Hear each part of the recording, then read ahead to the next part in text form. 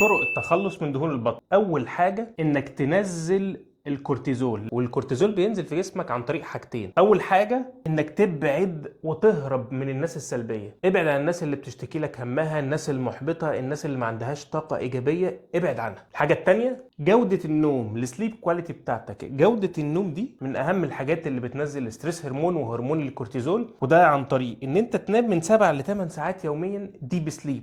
لو ما نمتش نوم عميق هتصحى جسمك مكسر وكأنك ما نمتش. تاني حاجة هتساعدك انك تخلص من دهون البطن هو تشبع الاكسجين في جسمك، ان جسمك بيحرق الدهون عن طريق الاكسجين، فلازم تزود نسبة الاكسجين، ودي هتبقى عن طريق حاجتين. اول حاجة تمرينات التنفس. تمرينات التنفس من الحاجات الاساسية في ان انت تحرق دهون. تاني حاجة تمرينات الكارديو، ومعروف طبعا حرق الدهون هنا بيزيد مع الكارديو. الحاجة الثالثة بقى اللي بتساعد على ان دهون البطن تنزل، ان انت تراعي في اكلك الماكروز. والماكروز ده عبارة عن الماكروز في اكلك دي عباره عن 3 حاجات: البروتينات اللي بتاكلها، والدهون، والكربوهيدرات في اكلك. طبعا لازم تكون معلي شويه نسبه البروتين عشان عضلاتك، وتسيبك من قصه صفار البيض انه وحش، لا صفار البيض عادي كله لانه بيحسن من الكوليسترول الجيد في الاكل. ولازم نكون محافظين ان احنا واحنا بنتخلص او مع خساره دهون البطن لازم العضلات تزيد والدهون تقل. رابع حاجه تخليك تتخلص من دهون البطن وبسهوله انك تحافظ على تمارين المقاومه وتواظب عليها بشكل اسبوعي، ما تقلش عن 3 ايام في الاسبوع. طبعا تمارين المقاومه دي مهمتها ان هي الحرق بتاع جسمك هيعلى وحرق الدهون هيزيد. لو عايز برنامج تمرين مع برنامج تغذيه محسوب على حسب هدفك، سواء عايز تزيد او تخس، اكتب لي كلمه دهون في الكومنتات وهبعت لك اللينك.